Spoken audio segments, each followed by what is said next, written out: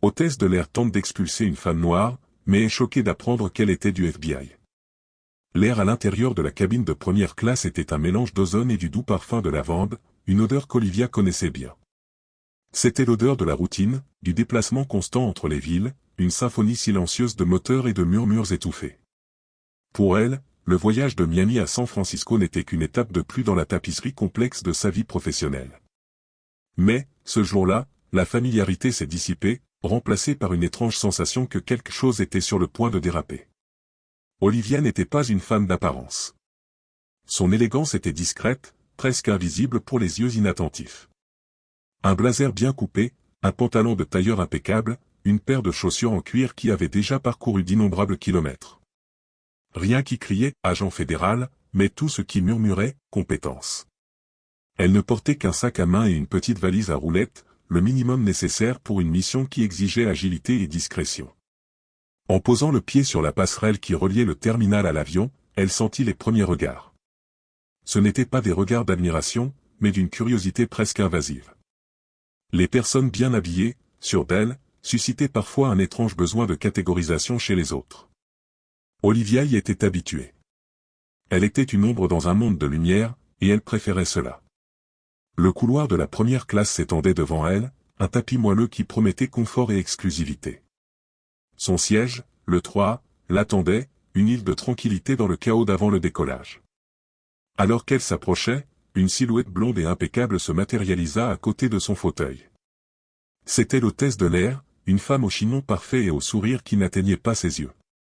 Son badge, épinglé à son uniforme, révélait le nom, Chloé.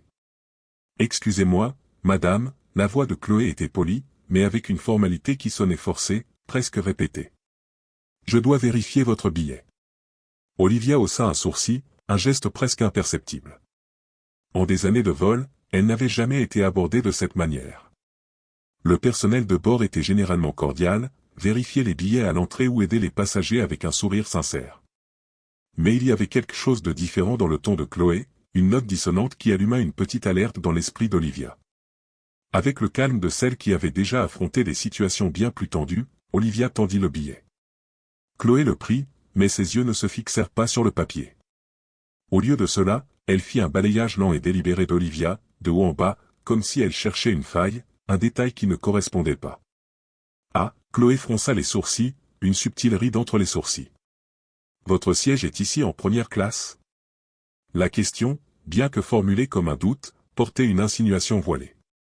Oui, répondit Olivia, la voix neutre, sans trahir la légère irritation qui commençait à bouillonner. Siège 3. Chloé feignit une expression de surprise, presque théâtrale. Je vois. Juste un instant. Elle tourna le billet dans ses mains, comme si elle examinait un document falsifié. Voyagez-vous fréquemment, madame? Olivia soupira intérieurement. Ce n'était pas une vérification de billet, c'était un interrogatoire déguisé. Oui. Cela fait partie de mon travail. D'accord. Chloé ne semblait pas convaincue. Autour, certains passagers observaient déjà la scène. Ils ne disaient rien, mais leur regard curieux et le silence pesant trahissaient que la situation ne passait pas inaperçue. C'était ce genre de malaise collectif, où personne ne voulait s'impliquer, mais tous comprenaient la tension dans l'air. Olivia le remarqua. Ce n'était pas la première fois que quelque chose comme ça arrivait, mais cela commençait à dépasser les limites de l'acceptable.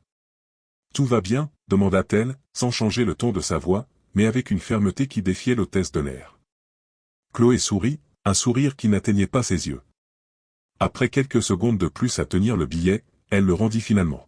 « C'est juste que, normalement, ce secteur est occupé par les passagers fréquents de la compagnie, dit-elle, d'un ton presque désinvolte, mais avec une pointe de supériorité.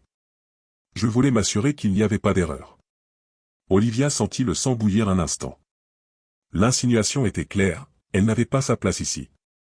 Mais elle respira profondément. Cela ne valait pas la peine de discuter à ce moment-là, pas là, pas avec cette femme. Il n'y a aucune erreur, répondit-elle, la voix toujours contrôlée. Maintenant, si vous le permettez, je dois m'installer. Elle commença à se retourner pour ranger sa valise dans le compartiment supérieur, mais Chloé resta immobile, bloquant le passage. Juste une dernière chose, madame, la voix de l'hôtesse de l'air était maintenant plus incisive, moins dissimulée. Pourriez-vous me montrer une pièce d'identité? Ce fut la goutte d'eau qui fit déborder le vase. Olivia se retourna lentement, fixant l'hôtesse de l'air. Le sourire cynique de Chloé vacilla un instant. Il y avait quelque chose dans la posture d'Olivia, une quiétude dangereuse, qui fit hésiter l'hôtesse de l'air. Et à ce moment-là, Olivia sut, Chloé n'avait aucune idée de qui elle testait. La demande de Chloé fit monter le brouhaha dans l'avion. Certaines personnes dissimulaient leur curiosité, d'autres observaient la scène sans aucune gêne. Olivia sentit le poids de ses regards. Elle avait déjà vécu des situations inconfortables auparavant, mais celle-ci était différente. Chloé ne se contentait pas de vérifier un billet, elle remettait en question la dignité d'Olivia, sa présence, sa légitimité dans cet espace. Olivia garda son calme, mais sa patience s'épuisait. « Vous me demandez mon identité ?» demanda-t-elle, fixant Chloé, la voix basse, mais chargée d'une autorité à laquelle l'hôtesse de l'air ne s'attendait pas. Chloé laissa échapper un rire nerveux, un son aigu qui brisa le silence tendu. « Ce ne sont que des protocoles de sécurité, madame. Rien de personnel. Rien de personnel. » Olivia croisa les bras, un geste qui dénotait le défi. « C'est toujours cette excuse, n'est-ce pas ?» Elle désigna un homme assis sur le siège d'un accent grave côté, un monsieur en costume que Chloé n'avait même pas remarqué. « Lui avez-vous demandé son document ?» Puis, son regard se posa sur une femme de rangée derrière, qui était déjà installée et recevait un verre d'eau d'un autre steward. « Ou le sien ?» Chloé cligna des yeux plusieurs fois, mais garda son sang-froid. « Madame, s'il vous plaît, ne rendez pas les choses plus difficiles. S'il y a une erreur dans la réservation, nous pouvons la résoudre. Il n'est pas nécessaire de créer un problème. » Son ton avait changé. Ce n'était plus une approche amicale, c'était une accusation voilée. Le silence dans la cabine devint plus lourd. Les passagers échangeaient des regards, certains visiblement mal à l'aise, d'autres attendant simplement le déroulement de la situation. C'est alors qu'un homme, assis quelques rangées derrière, décida d'intervenir. « Écoutez, si la dame n'a pas le bon billet, pourquoi ne lui demande-t-il pas de partir? Nous retardons le décollage. » Olivia ferma les yeux un instant. Bien sûr que quelqu'un allait apparaître pour jeter de l'huile sur le feu. Chloé acquiesça rapidement, comme si c'était le coup de pouce dont elle avait besoin. « Exactement, monsieur. Nous ne pouvons pas avoir de confusion à bord de l'avion. Madame, j'ai besoin que vous m'accompagniez. » Ce fut le point de non-retour. Olivia ouvrit les yeux et fixa Chloé avec un calme effrayant. « Êtes-vous sûr de vouloir suivre cette voie ?» Chloé croisa les bras, adoptant une posture d'autorité. « Eh bien, madame, s'il vous plaît, prenez votre valise. » Olivia laissa échapper un court soupir et secoua la tête. « D'accord. Si c'est comme ça, alors. » Sans hâte, elle baissa la main vers son sac, ouvrit la fermeture éclair et en sortit un petit objet métallique. L'éclat doré de l'insigne du FBI capta l'attention de tous autour d'elle. Le silence fut immédiat. Chloé se figea. Sa bouche s'ouvrit légèrement, mais aucun mot ne sortit. Les passagers qui murmuraient auparavant étaient maintenant paralysés, certains se penchant même pour mieux voir ce qui se passait. Olivia leva l'insigne à hauteur de poitrine, d'une voix calme et contrôlée, dit « Maintenant, dites-moi encore, dois-je partir ?» Le visage de Chloé perdit toute couleur. La situation venait de basculer complètement. L'air à l'intérieur de la cabine semblait s'être solidifié, devenant dense et presque irrespirable.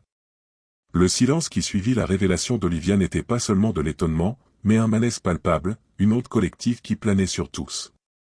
Olivia tenait l'insigne du FBI avec une fermeté tranquille, sans hâte, sans le besoin d'une grande démonstration. La simple présence de ce petit emblème doré suffisait à réécrire complètement la dynamique de l'environnement. Chloé, qui quelques instants auparavant affichait une arrogance déguisée, était maintenant complètement paralysée. Ses yeux, auparavant inquisiteurs, se déplaçaient frénétiquement entre l'insigne et le visage impassible d'Olivia, comme si son cerveau était en boucle, essayant désespérément de traiter la réalité qui venait de s'effondrer sur elle. Le masque de supériorité s'effondra, révélant une expression de pure terreur et d'incrédulité. C'est à cet instant qu'une silhouette surgit du fond de l'avion, se déplaçant avec une agilité surprenante pour son âge. C'était le superviseur de l'équipage, un homme d'une cinquantaine d'années, avec une posture qui dénotait des années d'expérience dans la gestion des imprévus. Son expression était neutre, mais ses yeux, astucieux et perspicaces, avait déjà saisi la gravité de la situation avant même qu'il n'ouvre la bouche. « Un problème ici ?» demanda-t-il, sa voix calme, mais avec une note d'urgence contenue. Chloé n'avait toujours pas réussi à articuler un mot. Elle était livide, semblant avoir perdu le contrôle de sa propre posture, les lèvres entrouvertes dans un « oh » muet. L'embarras était visible, presque palpable. Les passagers continuaient d'observer, certains chuchotant à voix basse, d'autres feignant une concentration soudaine et intense sur leur téléphone ou magazine, mais tous, sans exception, avec les oreilles attentives. Ce fut Olivia qui brisa le silence, sa voix résonnant avec une clarté cristalline dans l'environnement tendu. « Oui, en effet, il y a un problème, » dit-elle, rangeant l'insigne dans son sac d'un mouvement doux et délibéré. « Votre employé, » elle désigna Chloé d'un léger hochement de tête, a cru que je ne devais pas être ici et a tenté de me faire quitter mon siège sans aucune justification. Le superviseur lança un regard cinglant à Chloé, qui semblait toujours incapable de répondre, les yeux fixés sur le sol. L'humiliation était palpable. L'homme s'éclaircit la gorge, un son sec qui résonna dans la cabine, et se tourna vers Olivia, sa voix maintenant teintée d'un professionnalisme forcé. « Madame, je suis désolé pour le malentendu. Je suis sûr que c'était une erreur. » « Une erreur ?» Olivia haussa un sourcil, un geste qui, bien que subtil, portait le poids d'une question rhétorique. Le superviseur hésita, cherchant les mots justes. « Je veux dire, une erreur d'interprétation. Je suis sûr qu'il n'y avait pas de mauvaise intention. » Il essayait de contourner la situation, de minimiser l'incident, sans avoir à admettre la gravité de ce qui s'était passé. Mais Olivia n'était pas naïve. Elle savait très bien que, si elle n'avait pas montré son insigne, ce vol aurait pu se terminer très différemment pour elle. « J'espère, vraiment, que ce fut une méprise, » dit Olivia, son ton de voix froid, mais sans être agressif. Parce que retirer un passager de son siège sans motif, sur la base de suppositions personnelles, peut être un problème très sérieux. Le superviseur acquiesça rapidement, la tête baissée en signe de soumission. « Je comprends, madame. Encore une fois, nous nous excusons. Vous pouvez vous installer à votre siège et je vous garantis qu'il n'y aura plus d'interruption. » Olivia ne répondit pas immédiatement. Ses yeux se fixèrent sur Chloé, qui restait debout à côté du superviseur, le visage tendu, les yeux fixés sur le sol, évitant tout contact visuel. « Et votre employé ?» demanda Olivia, croisant les bras, la question planant dans l'air comme une sentence. Chloé leva enfin les yeux, mais ne put maintenir le contact visuel avec Olivia. Le superviseur prit une profonde inspiration, un son presque inaudible. « Nous en discuterons avec l'équipe, madame. » Olivia retint un sourire. « Discuter. » Bien sûr. Elle n'attendait rien de moins. Sans rien dire de plus, elle pivota sur ses talons et se dirigea vers son siège, le 3, qui semblait maintenant un trône. Elle s'installa et attacha sa ceinture de sécurité avec le même calme et la même contenance qu'auparavant, comme si rien ne s'était passé. Mais tous savaient que quelque chose s'était passé, et les conséquences, bien qu'encore invisibles, viendraient. Chloé sentait son cœur marteler dans sa poitrine, un tambour frénétique qui résonnait dans ses oreilles. Ses mains tremblaient légèrement, et une sueur froide commença à perler sur sa nuque. Elle tenta de dissimuler, de se ressaisir, mais la vérité était qu'elle ne savait pas comment sortir de cette situation. Elle n'avait jamais imaginé que la femme qu'elle tentait d'humilier était un agent du FBI.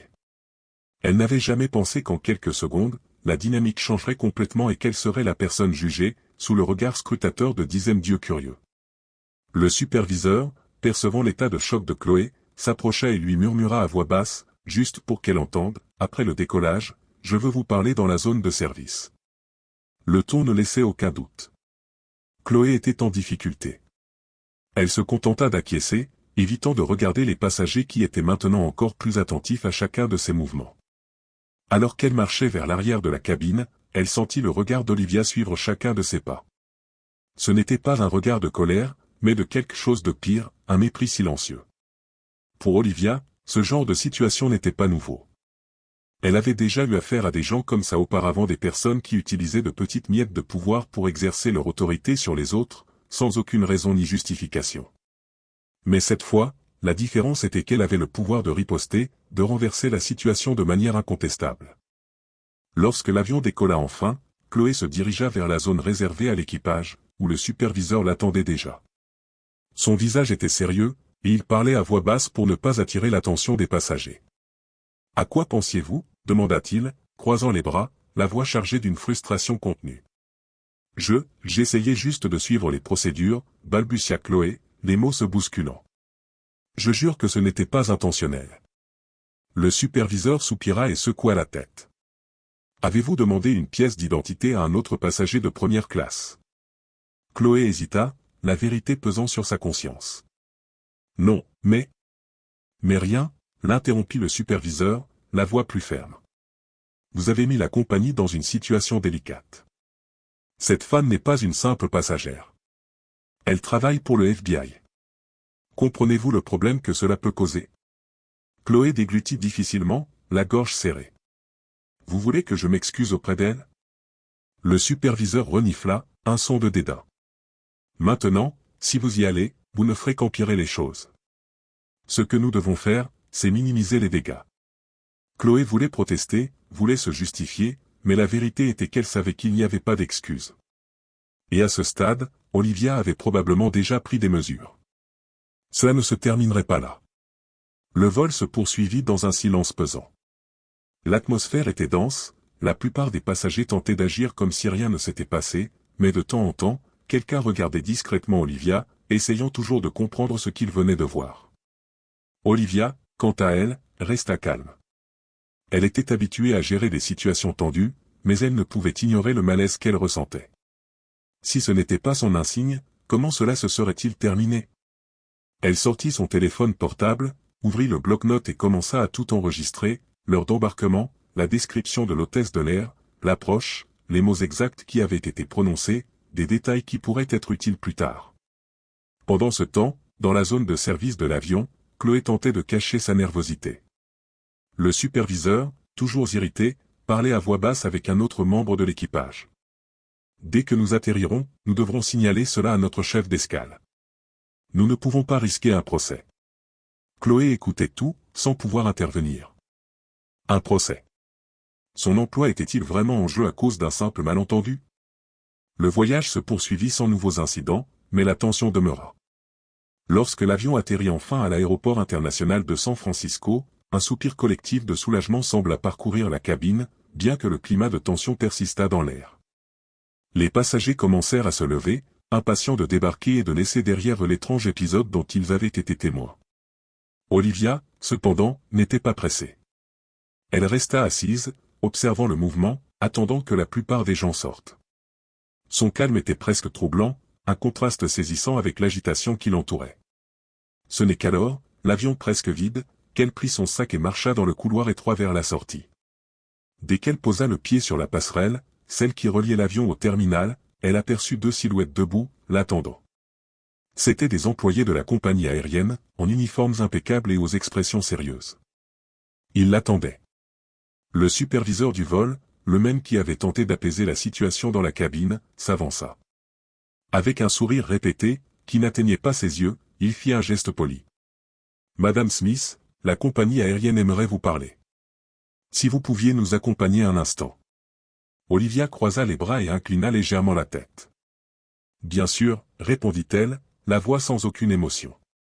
Elle savait exactement ce que cela signifiait, ils essayaient de contrôler la situation, d'éteindre l'incendie avant qu'il ne se propage et ne devienne incontrôlable. Elle marcha aux côtés des employés, qui la conduisirent par des couloirs discrets du terminal, loin de l'agitation des passagers. Ils arrivèrent à une salle réservée, un environnement neutre et impersonnel, où un homme en costume sombre l'attendait. Son badge indiquait qu'il était l'un des directeurs de la compagnie, un gros poisson assez important pour gérer les crises. « Agent Smith », commença-t-il, avec un sourire conciliant qui semblait avoir été entraîné pour désarmer toute résistance. « Avant tout, nous tenons à nous excuser pour ce qui s'est passé pendant le vol. Nous prenons ces questions très au sérieux et nous menons une enquête interne. » Olivia maintint son regard ferme, sans vaciller. « Enquête interne », répéta-t-elle, la voix basse, mais chargée d'un scepticisme que le directeur ne put ignorer. « Et quelle sera la conséquence pour l'hôtesse de l'air qui m'a embarrassé devant des dizaines de passagers ?» Le directeur s'éclaircit la gorge, son sourire vacillant un instant. « L'employé sera temporairement suspendu pendant que nous menons l'enquête et, bien sûr, nous voulons nous assurer que ce type de situation ne se reproduise plus. » Olivia resta silencieuse un instant, les yeux fixés sur le directeur. C'était toujours comme ça. Des excuses superficielles, une suspension temporaire, et en peu de temps, tout redevenait normal. L'engrenage de la bureaucratie tournait, broyant l'incident jusqu'à ce qu'il ne devienne qu'un rapport poussiéreux de plus. Je vous remercie de votre préoccupation, dit Olivia, finalement, sa voix chargée d'une ironie subtile. Mais vous devez comprendre quelque chose. Ce genre de situation arrive tout le temps. Aujourd'hui, c'était moi, mais combien de personnes vivent cela quotidiennement sans avoir un insigne pour se défendre? Le directeur parut mal à l'aise, sa posture un peu plus rigide. Nous le regrettons sincèrement, agent Smith. En signe de bonne foi, nous aimerions vous offrir un crédit de voyage pour vous dédommager de ce qui s'est passé. Olivia laissa échapper un court rire, un son sec et sans humour. De l'argent. Toujours la solution la plus facile, la tentative d'acheter le silence et la complaisance. Elle prit la carte de visite du directeur, la mit dans la poche de son blazer et se leva. Je ne suis pas intéressé par un crédit de voyage. Je suis intéressé par des changements. Sans attendre de réponse, elle prit sa valise et quitta la pièce. Le directeur resta immobile, sans voix, la regardant partir. Il savait que cette affaire ne se terminerait pas là. Olivia le savait aussi. Car à partir de ce moment-là, Chloé devrait faire face aux conséquences de ses actes. Devant la salle réservée, Olivia marchait d'un pas ferme dans l'aéroport, sentant l'air frais de la liberté après des heures passées confinée dans cet avion. Elle n'avait pas besoin de crier pour être entendue. Son pouvoir résidait dans sa posture, dans son expérience et, surtout, dans la vérité qu'elle portait en elle. Pendant ce temps, au siège administratif de la compagnie aérienne, le superviseur du vol rapportait les événements au service des ressources humaines. Chloé, toujours sans savoir ce qui allait suivre, attendait dehors, tendue, le cœur battant la chamade. Le directeur qui avait parlé à Olivia quelques minutes auparavant était visiblement irrité, tapotant son stylo sur la table à un rythme impatient. Cela pourrait devenir un problème plus important si nous ne le gérons pas correctement, dit-il, d'une voix basse et urgente. Cette passagère n'était pas n'importe qui. C'était un agent du FBI. Comprenez-vous le problème que cela peut causer? La coordinatrice des RH, une femme au visage sérieux et aux lunettes fines, soupira et regarda le rapport qu'elle tenait en main. Et l'hôtesse de l'air? A-t-elle un historique de plainte? Le superviseur se déplaça inconfortablement sur sa chaise. Pas exactement. Mais il y a eu quelques situations, rien qui n'ait entraîné de sanctions sérieuses. De petits incidents avec des passagers. La coordinatrice haussa les sourcils, un geste qui dénotait la désapprobation. De petits incidents? Et maintenant, elle a tenté d'expulser une passagère légitime de première classe sur la base de simples suppositions? Le directeur frappa son stylo sur la table avec plus de force. Nous devons prendre une décision rapide. Si cela fuit, cela pourrait être un désastre pour l'image de l'entreprise. C'est alors que la porte s'ouvrit, et Chloé entra, la nervosité gravée sur son visage. Vous avez demandé à me parler? Le directeur prit une profonde inspiration et joignit les mains sur la table. Oui, Chloé. Nous devons discuter de votre conduite sur le vol d'aujourd'hui. Elle tenta de garder son calme, mais son esprit s'emballait, cherchant désespérément une justification. Je peux expliquer. Je ne faisais que suivre le protocole. La coordinatrice des RH feuilleta quelques notes, les yeux fixés sur Chloé. Avez-vous demandé une pièce d'identité à quelqu'un d'autre en première classe? Chloé déglutit difficilement, la gorge sèche. Non, mais, ce n'était pas personnel. J'ai juste trouvé ça étrange. Le directeur se pencha en avant, la voix froide et tranchante. Étrange? Une passagère bien habillée, avec un billet valide, occupant correctement son siège. C'était étrange pour vous, Chloé? Chloé sentit son estomac se nouer, la réalité commençant à s'imposer. J'ai commis une erreur. Je sais, mais je ne l'ai pas fait avec de mauvaises intentions. Le directeur se pencha en arrière sur sa chaise, évaluant l'hôtesse de l'air d'un regard sévère. Le problème, Chloé, c'est qu'une erreur comme celle-ci ne peut pas se produire. D'autant plus quand elle implique une personne comme l'agent Smith. Vous avez mis la compagnie dans une situation délicate. Le silence qui suivit fut lourd, presque insupportable. Chloé réalisa, à cet instant, qu'il n'y avait pas d'issue facile. La coordinatrice des RH ferma le rapport et soupira, la décision déjà prise. Chloé, la compagnie a décidé qu'à partir d'aujourd'hui, vous êtes suspendu de vos fonctions pour une durée indéterminée, sans rémunération. Le monde de Chloé s'effondra. Quoi? Mais je travaille ici depuis des années. Je ne peux pas perdre mon emploi à cause de ça. Le directeur resta ferme, inébranlable. Nous analysons la situation, mais votre conduite a été inacceptable. Et selon ce qui sera décidé, la suspension pourrait devenir définitive. Chloé sentit les larmes lui brûler les yeux, mais les retint de toutes ses forces. Elle ne pouvait pas croire que tout cela se produisait.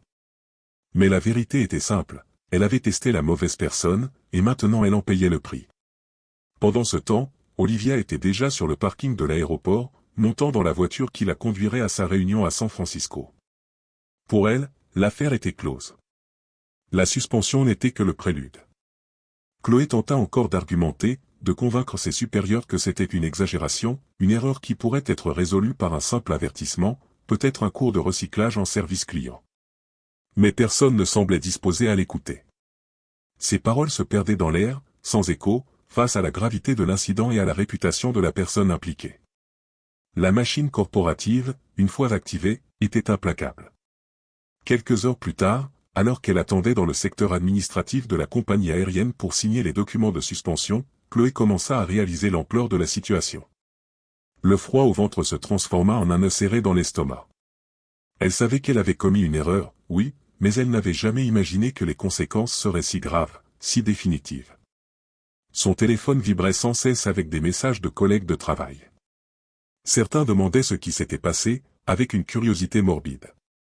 D'autres se contentaient d'envoyer des messages vagues comme « Courage, mon ami » ou « Je suis désolé », ce qui ne faisait qu'augmenter son anxiété et le sentiment que son destin était déjà scellé.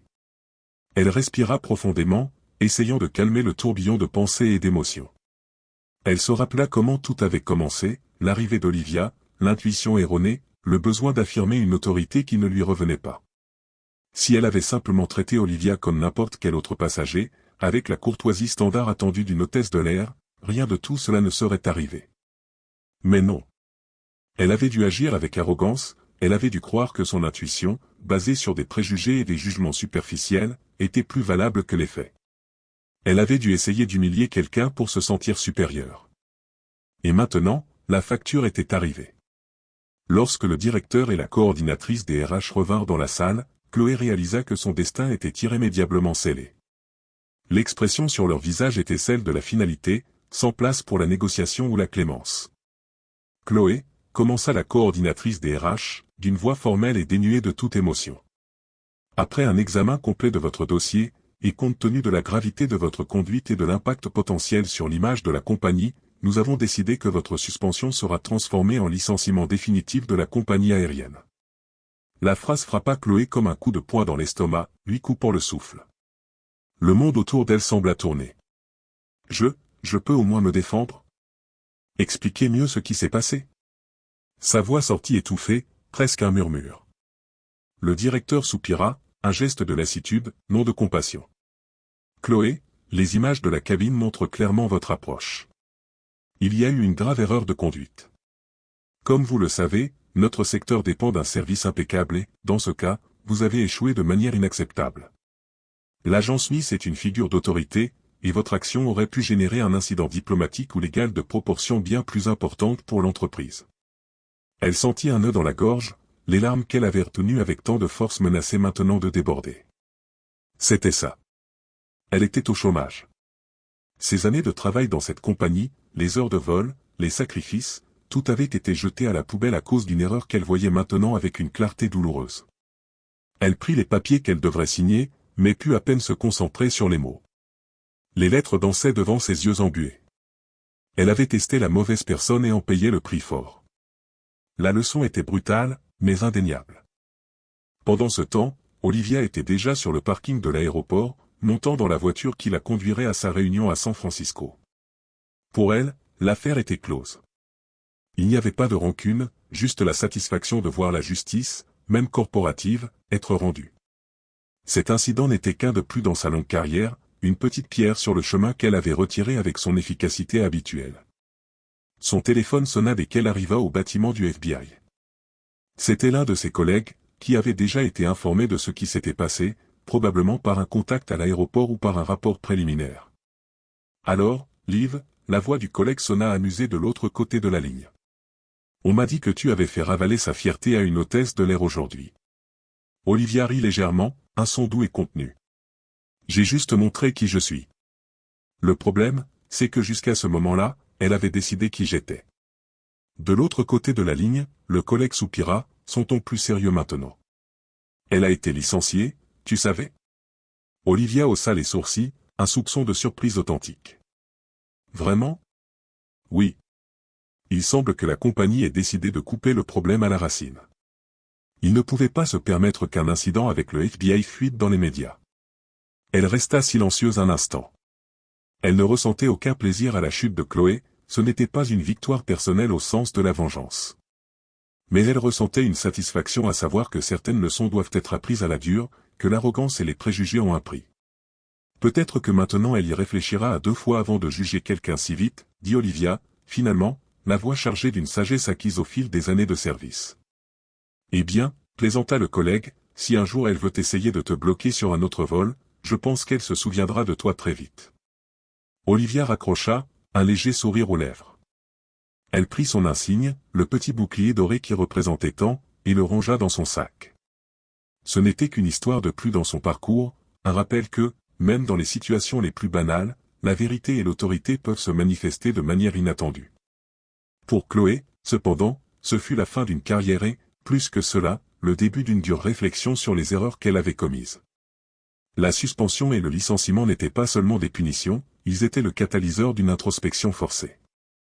Elle devrait affronter ses propres préjugés, son besoin de contrôle et la façon dont elle traitait les autres.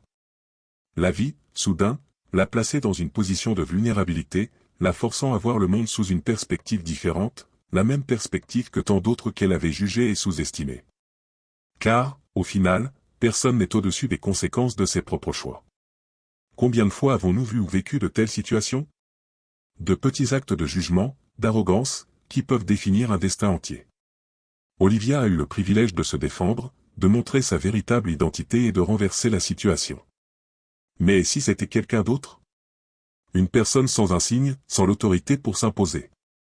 L'histoire d'Olivia et Chloé, bien qu'un incident isolé lors d'un vol de routine, fait l'écho à une vérité universelle, la façon dont nous traitons les autres, les suppositions que nous faisons et les attitudes que nous adoptons, aussi petites qu'elles puissent paraître, peuvent avoir un impact profond et durable. La justice, d'une manière ou d'une autre, trouve toujours son chemin, et les leçons les plus précieuses sont souvent les plus difficiles à apprendre. Si cette histoire vous a touché, ne restez pas passif. Partagez cette vidéo, laissez votre commentaire et identifiez ici quelqu'un qui a besoin de croire davantage en lui-même. N'oubliez pas, chaque histoire de dépassement inspire des centaines d'autres, et ensemble, nous pouvons construire un pays plus juste et plus égalitaire. Abonnez-vous à la chaîne pour ne pas manquer d'autres histoires émouvantes, qui inspirent et montrent que rien n'est impossible pour ceux qui ne baissent pas les bras.